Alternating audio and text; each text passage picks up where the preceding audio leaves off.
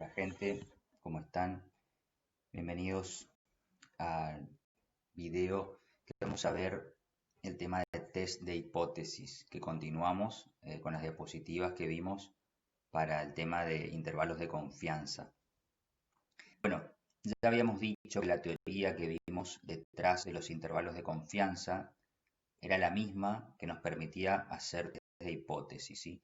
Si vemos un poco los temas que vimos anteriormente, básicamente vimos que si yo tengo una esperanza de i igual a mu sub i, que la escribo de esta manera, i igual a mu sub i más un error, ¿sí? Sucede que si u se distribuye normal y por lo tanto i es normal, entonces aplica la teoría de test de hipótesis clásicos o estimación por intervalos de confianza clásicos, ¿sí? En donde la estandarización que tenemos acá, que es la media muestral I barra menos su media poblacional dividido el error estándar de la media muestral, se distribuye t-student, ¿sí? Esto también dijimos y vieron en teoría que cuando U no es normal, también esto es válido por aproximación cuando el tamaño muestral n tiende a ser grande, tiende a infinito. Cuando tiende a infinito, obviamente la t-student tiende a la normal, así que este va a ser el estadístico z. De ahí viene la notación que vieron en la teoría, ¿sí? En la teoría vieron la parte de test de hipótesis, ¿sí? Donde definen a un estadístico, en vez de t, lo llaman z, ¿sí? Como en este caso. Bueno, nosotros es lo mismo llamarle para muestra finita y u, acá está u se distribuye normal. Esto es inferencia exacta, ¿sí? Sería que sabemos que se distribuye exactamente t-student, ¿sí? No es una aproximación. Pero bueno, repito, cuando u no es normal, podemos aproximarlo como una normal a esto. Que es lo mismo que decir t-student, que las dos convergen, como dijimos recién. Bueno, pero en definitiva, también habíamos visto que acá dimos un ejemplo de una distribución t-student. Fíjense, lo importante es ver que esto se distribuye muy parecido a una normal estándar que está centrada en cero. ¿Cuál es la idea? ¿Por qué está centrada en cero? Fíjense que en principio, si el estimador media muestral es insesgado, ¿sí? Cuando le tomo esperanza a este valor, esto va a tender a ser igual a mu sub i, ¿sí? Mu sub i. Por lo tanto, este denominador va a tender a ser igual a 0. Además sabemos que I es insesgada y consistente. Por lo tanto, tiende también en muestras grandes a ser igual a mu sub i. Bien, entonces, por eso está claro que cuando centramos el estimador media muestral por su media, sí o sí nos va a quedar la distribución en muestras repetidas centrada en cero. ¿Sí? Esto es lo mismo que veíamos cuando mostrábamos insesgamiento. Al ser insesgado teníamos que la distribución de las medias muestrales era en cero. Ahora simplemente lo que le agrego es dividir por el error estándar, lo cual me queda una distribución entonces t-student, ¿sí? Bien, esto se puede usar entonces para hacer test de hipótesis. Entonces vayamos a los test de hipótesis. Bueno, acá es un poco lo que dijimos recién, los elementos definidos para construir un intervalo de confianza para mu sub i se pueden usar para probar hipótesis sobre mu sub i, ¿sí? Por ejemplo, podemos estar interesados en saber si mu sub i es mayor, menor o distinto a un valor hipotetizado. Este es el elemento clave que aparece ahora. Una hipótesis. Antes, en el intervalo de confianza, no teníamos una hipótesis. Simplemente construíamos un intervalo que contendría en muestras repetidas con cierta probabilidad al verdadero mu sub i, ¿sí? Ahora es distinta la filosofía. Ahora definimos un valor mu sub 0. Queremos probar si mu sub i se relaciona de alguna manera con este mu sub 0, siendo distinto, o siendo menor, o siendo igual. Perdón, menor o mayor, o distinto. Entonces, construimos lo que se llama hipótesis nula, que va a ser la de partida, que mu sub i es igual a esa hipótesis, ¿sí? Mu sub i verdadera, esta es la desconocida, la media muestral, sea igual a la hipótesis, ¿sí? Y lo que vamos a definir luego, que puede cambiar, es la hipótesis alternativa. Pero normalmente se utiliza esta, la primera, que sean distintas, o sea, mu sub i, la media poblacional, sea distinta a la hipótesis mu sub 0. También puede ser mayor o puede ser menor a la hipótesis, pero la que más se utiliza es esta. Vamos a ver cuál es la diferencia. En realidad, usar esta es más estricta. O sea, le pedimos más evidencia para rechazar esta, ¿sí? Estas son más laxas, estas dos.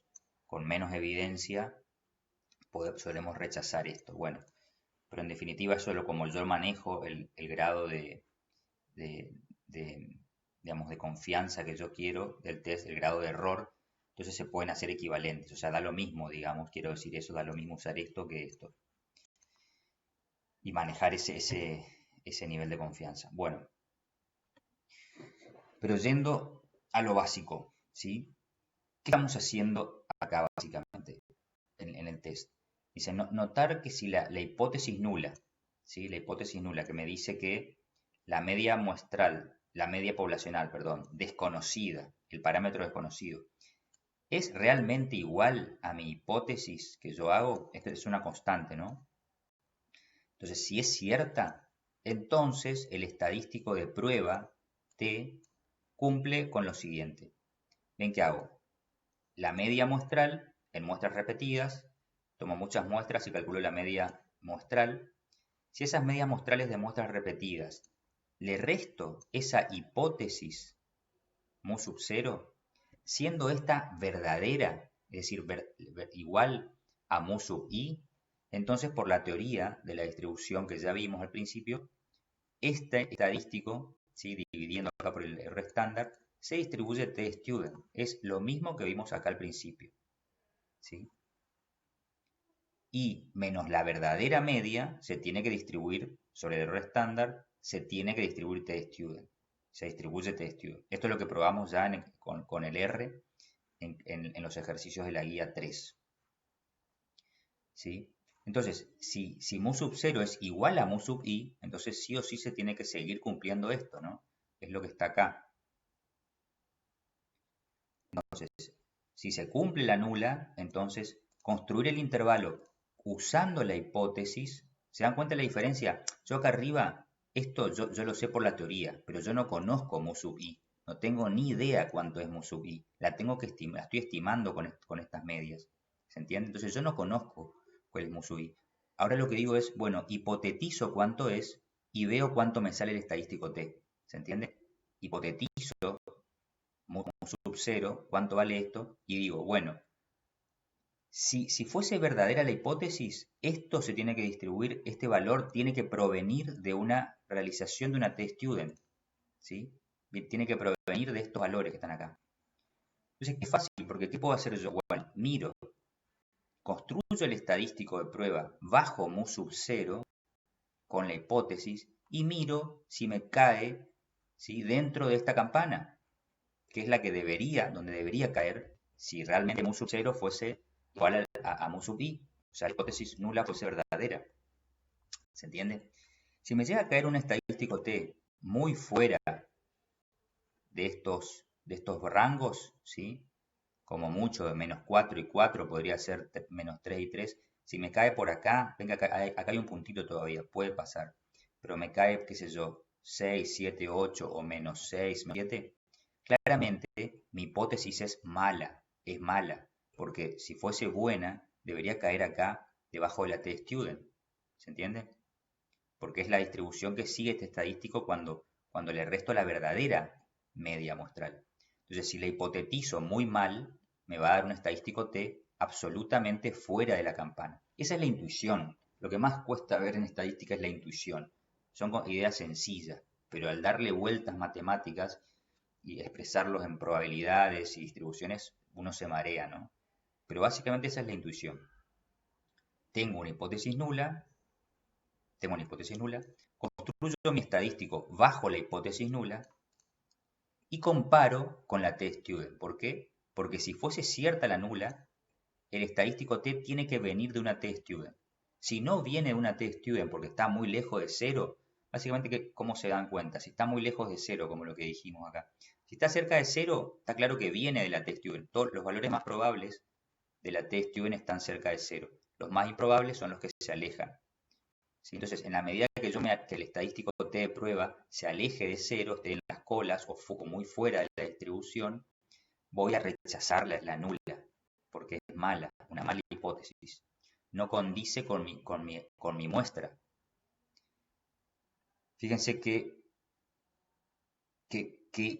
fíjense, piensen en la lógica del estadístico. ¿Qué está comparando? La estimación de mi muestra, de mu sub i, contra mi hipótesis.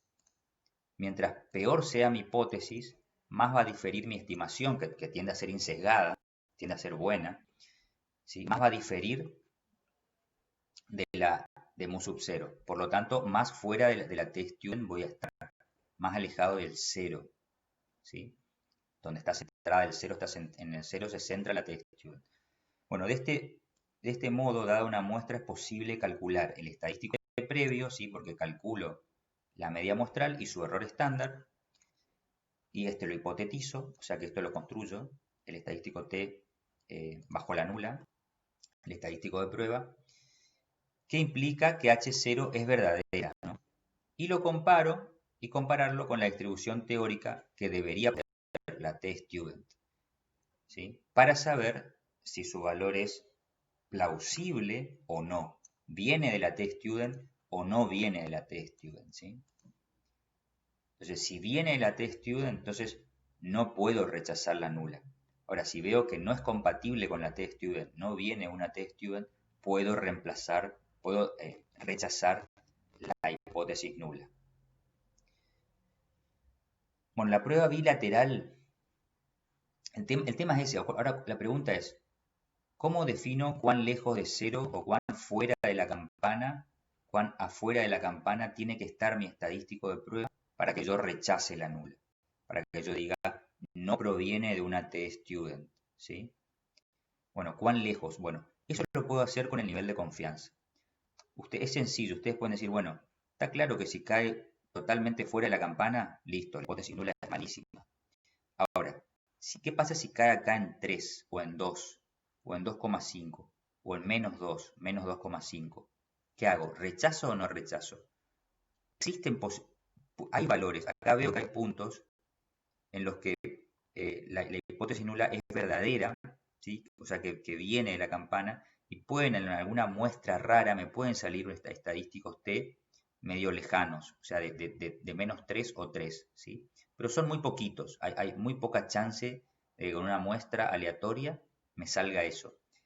Entonces yo defino el nivel de confianza. Fíjense que si yo digo, bueno, todo lo que supere a 3 o a menos 3 de acá, o a 2 y a menos 2, todo estadístico de prueba que supere esos valores en valor absoluto, que supera al 2 en valor absoluto, o sea que sea más chico de menos 2 o más grande que 2, yo lo rechazo a la nula. O sea, si cae ahí, rechazo la nula, porque considero que es distinto de 0. Pero voy a cometer un error en algún porcentaje, en alguna medida. ¿Por qué? Porque hay casos que caen por encima de 2 y por debajo de menos 2, ¿sí? En la distribución t-student, siendo la nula verdadera, ¿sí? Entonces, si yo rechazo la nula siendo verdadera, cometo un error. Y ese es el error de tipo 1, rechazar la nula cuando es verdadera. Pero es pequeño, pero yo lo manejo porque yo puedo decir, bueno, me puedo ir al extremo de decir, bueno, cuando supere 4, o sea, menor a menos 4 el estadístico de prueba, recién rechazo la nula. Bueno, el error de equivocarme ahí, de rechazar siendo verdadera, es mínimo, casi nulo, porque prácticamente no hay puntos por a la derecha de 4, muy poquitos, y a la izquierda de menos 4, ¿se entiende? Entonces, el nivel de confianza, ¿cuál es? Una vez que yo defino menos 4 acá o 4 acá, integro el área que es 4 y 4, integro el área, que en este caso va a ser prácticamente 1, o 0,99. Entonces, cuando yo digo un test de hipótesis con el 99% de confianza, estoy diciendo que estoy eligiendo valores, límites, ¿sí? que yo quiero, para el cual yo quiero establecer lo que se llama zona de rechazo. Es decir, si supera ese límite, a izquierda o derecha de -4, por ejemplo, rechazo la nula. Entonces, el nivel de confianza es todo el área debajo de prácticamente de la curva, casi 1, 0,99. Si eligiese -2 y 2 como los límites de la zona de rechazo, o sea, si supera 2 o está por debajo de -2, recién rechazo la nula, entonces tengo que integrar entre -2 y 2 debajo de la campana. Eso va a estar cerca de 0,95 de probabilidad. Eso es el 95% de confianza. Entonces, ¿se dan cuenta de lo que yo hago? Defino un nivel de confianza, que es la probabilidad de no rechazar la nula siendo verdadera, es decir, de no equivocarme, ¿sí? De no equivocarme y rechazar. Y por lo tanto, 1 menos ese nivel de confianza, 1 menos esa probabilidad, va a ser la probabilidad de cometer error, es decir, rechazar siendo verdadera. ¿Se entiende? Todo el error claramente es una función inversa, el error de tipo 1 es una función inversa del nivel de confianza, ¿sí? Y yo lo manejo. Yo digo, quiero este nivel de confianza 95, quiero 99. ¿Cómo lo manejo? Definiendo el límite, que yo quiero que supere el estadístico de prueba. Si es 2 y -2, o si es 4 o -4. Siempre puedo decir 4 y yo ya sé que automáticamente, como esto es simétrico, si elijo el 4 acá, va a ser -4 acá. O sea que realmente se toma el valor absoluto de ese límite. Y ese límite es el que se llama T crítico o Z crítico. El que yo defino como límite para ver si supera ese valor, rechazo la nula. Si no supera, no rechazo la nula. Bueno, todo esto es una explicación de la teoría, ¿no? Que normalmente, bueno, no quiero ser malo, pero vi varios profes de estadística que no la manejan, no saben de dónde viene eso, ¿no? Aplican estas cosas como recetas, los rechazos y esas cosas. Bueno, así que me imagino que si hay profes que no lo manejan, los alumnos con más razón. Así que bueno, es importante entender esa intuición, ¿no? De lo que es la prueba de hipótesis. Es importante para entender en la práctica qué están realmente testeando, qué están concluyendo y qué no, ¿sí? Bueno, entonces en la prueba bilateral, lo que yo hago es, además de la nula de igualdad, yo defino la hipótesis alternativa como una desigualdad. La hipótesis es distinta, o mejor dicho, el parámetro mu sub i, media de i, es distinta de mu sub 0.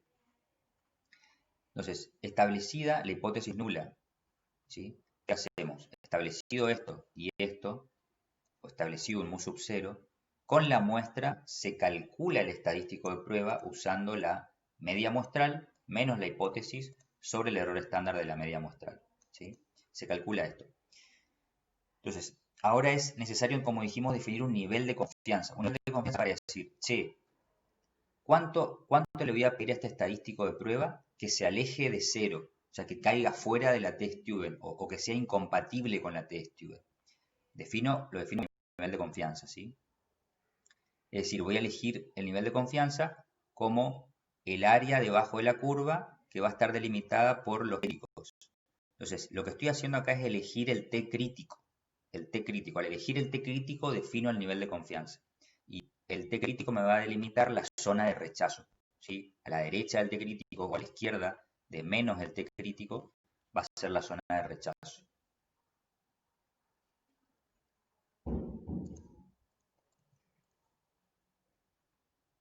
Bien, entonces, ¿qué es lo que está acá, no? Acá ven, esto sería la T-student, el TC, que es el T crítico, negativo y positivo, y a la derecha y a la izquierda, ¿sí? En las zonas rojas van a estar las zonas de rechazo, ¿sí?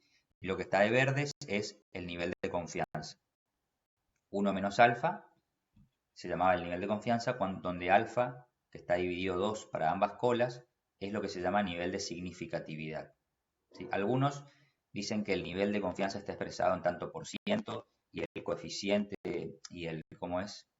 Eh, y el nivel de significancia también. Cuando dicen niveles por ciento y cuando dicen coeficiente de significancia es proporción. Bueno, para mí eso es cháchara. Si la verdad, sinceramente, con la mano en el corazón, no sé los teóricos por qué se dan tantas vueltas. Para mí es lo mismo. Nivel de confianza es la probabilidad que está en la zona verde y significancia, llámenle el nivel, coeficiente, es lo que está en la zona roja. O sea, multiplicar o no por 100 una probabilidad a mí me da exactamente lo mismo, ¿sí? Me pueden decir probabilidad del 10% y yo entiendo. Me pueden decir probabilidad del 0,1 y yo entiendo, ¿sí? Bueno, para mí es una exacerbación del formalismo que no tiene mucho sentido.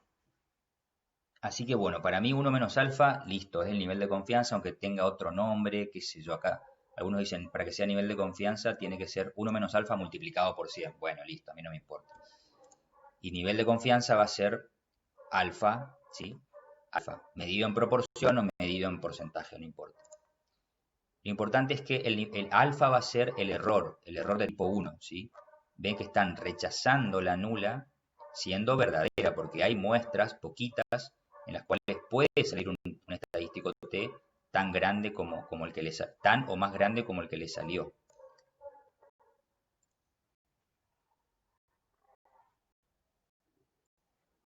Hola, hola. Hola, hola. Ahora sí. Entonces, el nivel de confianza, si 1 menos alfa, acá les dice, será la proporción 1 menos alfa de veces que la prueba no rechazará la nula, siendo esta verdadera, es decir, que no se van a equivocar, por eso se llama nivel de confianza, ¿sí? Y obviamente es más grande cuanto más grande sea el T crítico, o sea, más nivel de confianza es cuando amplían el T crítico y reducen la zona de rechazo bajo la nula verdadera, ¿no? Entonces se achica la probabilidad de cometer el error. Obviamente cuando la nula es falsa, todos estos conceptos desaparecen, ¿sí? Y aparece el error de tipo 2 y la potencia del test. Pero bajo la nula verdadera se cumple esto, ¿sí? Tenemos zonas de rechazo en donde cometemos un error, rechazar siendo verdadera, y una zona de confianza. Bueno, acá está la reglita, ¿no? Si el estadístico de prueba T en valor absoluto es mayor al T crítico, se rechaza la nula y se acepta entre comillas H1. Decimos bueno, después vamos a decir por qué se suele decir que no se acepta. O sea, mejor dicho, sí, que se acepta, sí, esto ya está bien que se acepta. El tema es cuando no se rechaza H0, ¿sí? No se rechaza H0, no se puede decir que se acepta. Alguna gente dice así, otra dicen que no, pero bueno, ahora vamos a ver por qué esto es así. Bueno, acá tiene un ejemplito de prueba bilateral, pero es una tontería. Esto es reemplazar los valores de la media del error estándar. Acá está básicamente, da una muestra, ustedes calculan esto y esto, rechazan acá para una hipótesis de 3, si calculan el estadístico y se ven si 2,66 es mayor al T crítico, ¿sí? Entonces, si el T crítico es 2,26, que eso es a un nivel de confianza del 95% para una T-student, entonces rechazan la hipótesis porque 2,66 es mayor a 2,26. Igual. Es la mecánica, digamos, esto, pero más importante es que entiendan qué significa. Interpretación. Es importante notar que el rechazo de H0 implica que existe suficiente evidencia muestral en contra de la nula de H0, por lo que se puede aceptar H1. Esto es lo que les decía recién. Esto está bien. Si el estadístico T cae en la zona roja, juntamos bastante evidencia de que no se cumple la hipótesis nula, ¿sí? Porque hay un bajo error, un error que yo lo controlo, que yo elijo su nivel, el nivel de error, el alfa, hay un error controlado y yo busco suficiente evidencia en contra de la nula, o sea, que cumpla con ese error, ¿sí? La evidencia. O sea, que tengo baja probabilidad de equivocarme con esa evidencia. ¿Equivocarme de qué? De rechazar la nula y aceptar la alternativa. Ahora, si es al revés, ¿qué pasa?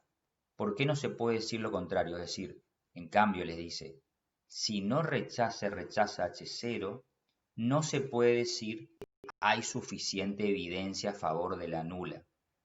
¿Sí? O sea que algunos dicen, está mal decir que aceptamos la nula. Algunos dicen que sí, otros que no, pero para mí es una cuestión de vuelta, nominal. Ustedes tienen que entender por qué en un caso esto es cierto. Hay suficiente evidencia muestral en contra, pero puede no haber suficiente evidencia muestral a favor. Y ahora les voy a mostrar por qué. Fíjense este caso. Ustedes definen esto, un T crítico acá, un T crítico acá y dicen, bueno, esto es al 95% de confianza mi test. Calculan con la muestra un estadístico T y ven que no supera el T crítico, no supera, es menor. Por lo tanto, dirían, no rechazo H0, ¿sí? Por lo tanto, la acepto. Pero se fijan y había sido que el estadístico T este cayó, es menor al T crítico, pero cayó a una milésima por debajo del T crítico, ¿sí? Entonces, pregunto, ¿eso es mucha evidencia a favor de H0 o poca evidencia en contra? ¿Se entiende?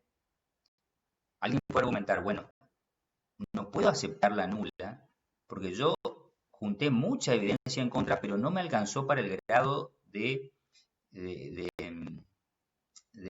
¿cómo se dice? De exigencia de minimizar mi error, ¿no? No me alcanzó. Pero no estuve juntando evidencia a favor de la nula. Estuve juntando evidencia en contra.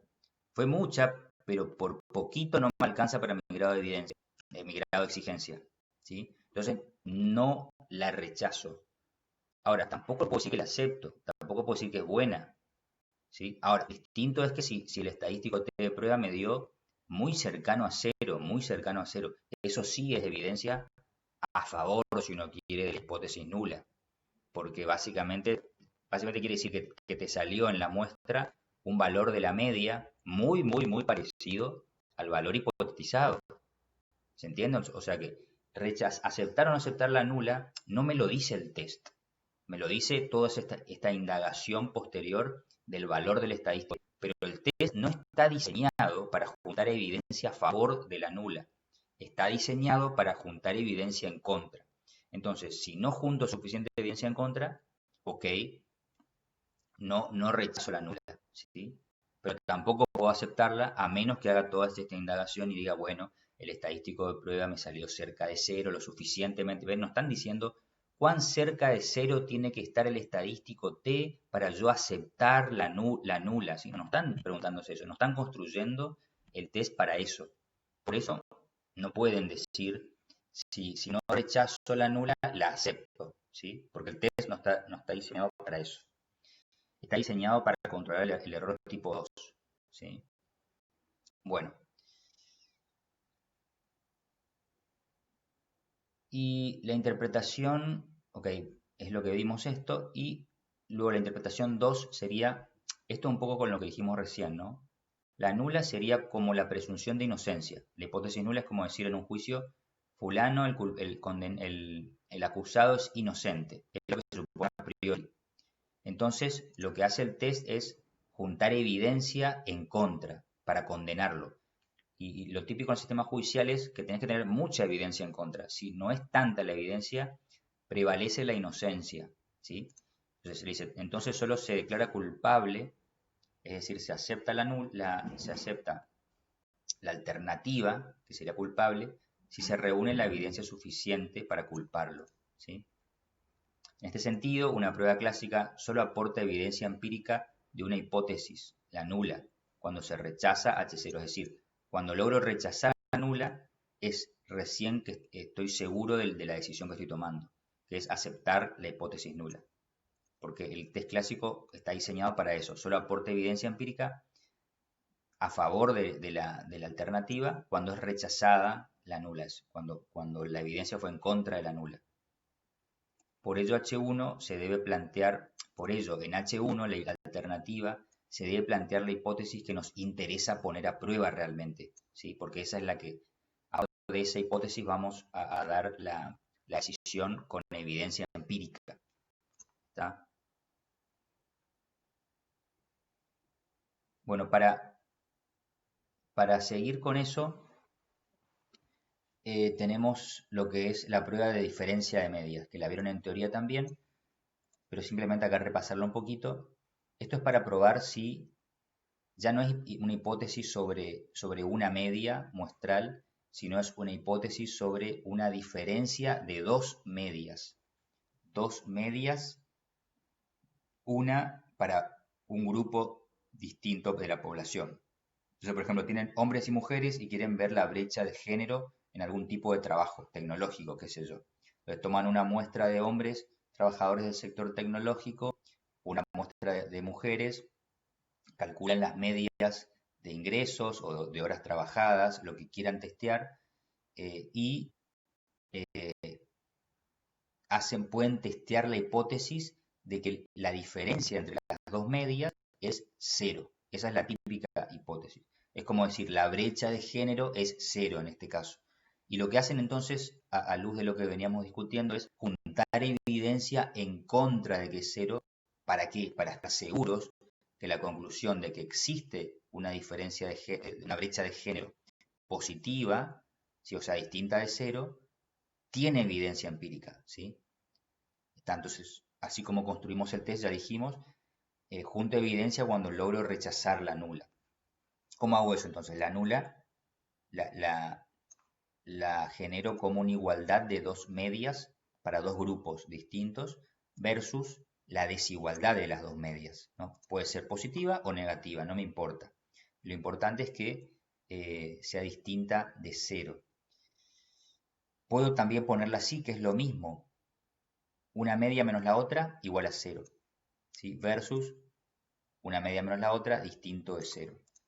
Esta formulación está buena porque acá ya estoy en el mundo que vimos antes. Una hipótesis es un parámetro que en este caso es compuesto de dos medias, pero es un parámetro al fin, una diferencia de dos medias es un parámetro poblacional, igual a cero, una constante. ¿Está? Entonces puedo hacer, esto es lo bueno, ¿no? Siempre el estadístico de prueba en estos casos tiene la misma estructura que vimos antes. El estadístico, el estimador, digamos, el estimador, la diferencia de dos medias, menos la hipótesis, dividido el error estándar del estimador, ¿sí? Que en definitiva es el error estándar de todo lo que está acá arriba, pero como esto es cero o una constante, como una constante, en el caso acá del estadístico T es una constante, así que el error estándar de todo este numerador es igual a solo el error estándar de I barra, porque esto es constante, ¿no? Pero en realidad es el error estándar de todo el numerador, ¿sí? Que me queda esto, el error estándar de el estimador, ¿no? Fíjense que en este caso, como es cero la nula, me queda solamente el ratio entre la estimación de las diferencias de ellas sobre su error estándar. Y eso tiene que distribuirse t-de-student o normal estándar para muestras grandes. Entonces, de vuelta, calculo mi estadístico de prueba con una muestra dada, calculo la media de un grupo, la media del otro grupo, y lo divido por el error estándar de la diferencia de medias. Esto también viene con una formulita, ¿no? Y se aplica la regla de rechazo igual que vimos antes, o sea, ven que no cambia nada, es construir correctamente el estadístico T. A lo sumo, correctamente implica elegir también el error estándar adecuado, ¿sí? Si, por ejemplo, en algunos casos hay varianzas distintas entre poblaciones, bueno, hay que elegir la formulita adecuada de varianzas distintas, varianzas de I distintas entre grupos, ¿sí? Así como usábamos la opción unequal en el intervalo de confianza, también acá para la diferencia, acuérdense que hacíamos el intervalo de confianza para la diferencia de medias. Bueno, acá en el test también hay que tener en cuenta esas cosas y nada más, o sea, lo importante es que toda la filosofía previa de testeo se aplica para una diferencia de medias como para una media única, ¿sí? Bien. Y por último vamos a cerrar con el tema de los p-valores. Bueno, ya vieron que para las pruebas clásicas tenemos que definir un nivel de confianza, ¿sí? 90%, 95%, 99%. Y eso es como que resulta un poco arbitrario. O sea, nosotros, ¿cuál es el nivel de confianza que vamos a elegir? 90, 95. Típicamente eso depende del tamaño muestral. Para tamaños muestrales chicos se suele pedir un intervalo un nivel de confianza más bajo, ¿sí? Porque al tener un tamaño muestral chico, un N chico, se pierde precisión, entonces no se es tan exigente en el nivel de confianza. Eso es un poco arbitrario porque no hay una regla teórica general que me diga para tal tamaño muestral usa 90, para otro 95 o para tal nivel de error, bueno, etcétera. No hay una regla. Entonces una alternativa que se calcula el p-valor, digamos que no me elimina la necesidad filosófica o la ambigüedad de qué nivel elegir, pero sí por lo menos no necesito definir a priori el nivel de confianza, ¿sí? O decir, bueno, elegir alguno de estos tres u otro para el cual reportar resultados, sino reporto un único resultado y ya me sirve para compararlo con todos los niveles. Bueno, para eso es el p-valor, que implica, les dice, calcular el máximo nivel de confianza al cual la nula puede ser rechazada, ¿sí? Máximo nivel de confianza al cual la nula puede ser rechazada. Lo más fácil es explicarlo acá, con el grafiquito. Supónganse que yo no defino nada de esto, no defino las áreas. El alfa, no tengo ningún alfa, ni 1 menos alfa, ni t crítico, nada. Tengo toda la curva t-student. Calculo con mi muestra el estadístico t de prueba. Calculo el estadístico t. Y digo, bueno, este estadístico t, como dijimos antes, tiene que venir, si viene de una t-student, ¿sí? No puedo rechazar la nula. Si no viene de la t-student, rechazo. Entonces, el p-valor, ¿cómo lo calculo? Pongo acá debajo de la campana mi estadístico t, el positivo y el negativo, ¿sí? Supónganse que justo, supónganse para seguir el gráfico cae acá en TC y menos TC, pero no es el crítico, es el que me salió en la muestra, ¿no? Entonces el área roja que va a estar acá va a ser integrar a la derecha de ese T de prueba que me salió, a la derecha la probabilidad que hay acá abajo, y a la izquierda esta probabilidad, y la sumo. Bueno, ese va a ser el p-valor, ese va a ser el p-valor. Me está diciendo, che, dado el estadístico de prueba que te salió, que está acá, que es este T, no el T crítico, ¿no? Repito, supongamos que salió justo y lo pongo acá. Dado el T que te salió en la muestra, ¿qué probabilidad hay que te haya salido tan grande como eso o mayor? ¿O tan chico como el negativo o menor? Bueno, es la suma de las áreas rojas, ¿sí? Y ese es lo que sería el p-valor. ¿Por qué? Porque cuando yo digo, bueno, dado ese valor que me salió, el t de prueba, yo rechazo la nula, la pregunta es, bueno, si rechazás la nula, ¿cuál es la probabilidad de equivocarte que tenés? ¿Cuál es la probabilidad de equivocarte que tenés? Bueno, la probabilidad de equivocarme que tengo es que me haya salido ese valor mayor o ese valor y menor, ¿sí? Siendo que estoy rechazando la nula siendo verdadera. ¿Se entiende? Entonces, obviamente, si me sale un estadístico T de prueba enorme, que me sale afuera acá a la derecha de la distribución, yo lo pongo acá. Supónganse que me dio 7. 7 acá y yo pongo de este lado menos 7. Pongo menos 7. Integro a la izquierda de menos 7 e integro a la derecha de menos 7, me da 0. No tengo área, ¿sí? Entonces, el p-valor ahí es 0. ¿Cuál es la probabilidad de rechazar la nula? ¿Cuál es la probabilidad de equivocarte? ¿Cuál es la probabilidad de equivocarte? De rechazar la nula, ¿sí? Siendo verdadera en ese caso, en esta distribución, 0. 0, o sea que en realidad la nula es falsa. Tipo, me salió 7 de estadístico de prueba totalmente fuera de la distribución que debería seguir el estadístico cuando la nula es verdadera. ¿Se entiende? Bueno, espero que se haya entendido, pero básicamente me olvido de las zonas de rechazo, de los T críticos, ¿sí? Lo pueden ver en esta distribución para que no tengan dudas.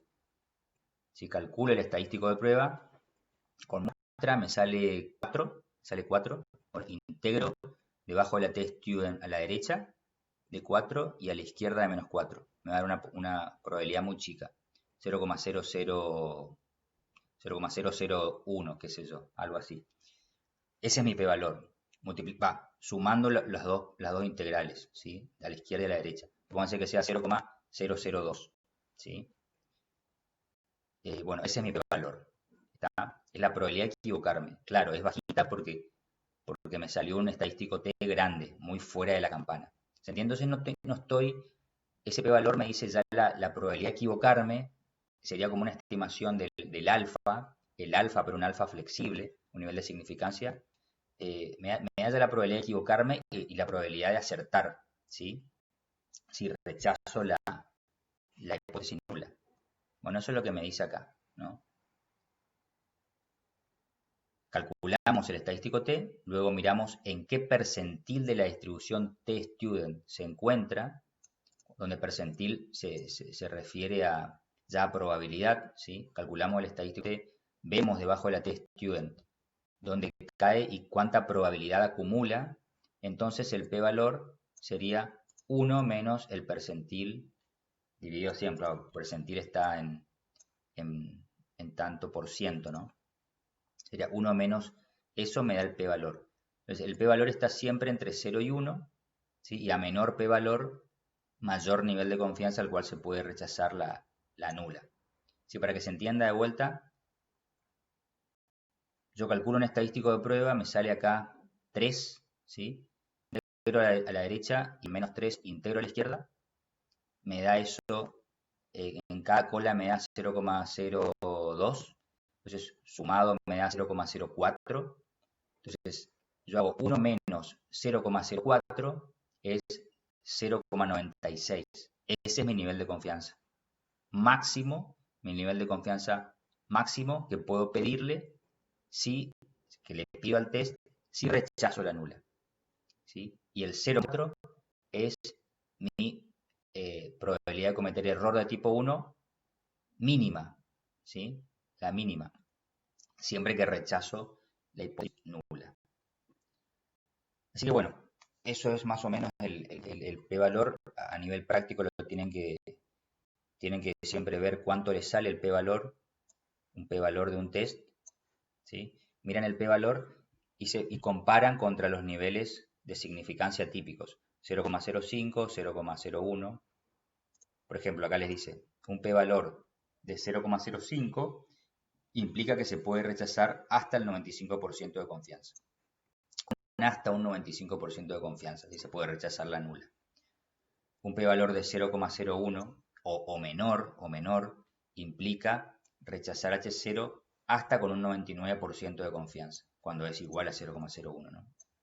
Hasta ese nivel. Si fuese menor, 0,005, acá sería 99,5, ¿sí? Sería hasta, ese sería el máximo nivel de confianza al cual podría rechazar la nula, ¿tá? Y equivocarme con la probabilidad que sería 1, 100 menos eso, ¿tá?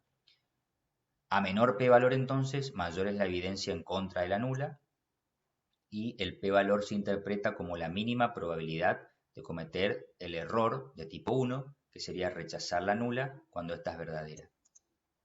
Bueno, esto es para que lo piensen y lo repiensen y lo recontrapiensen, ¿sí? Porque no es fácil.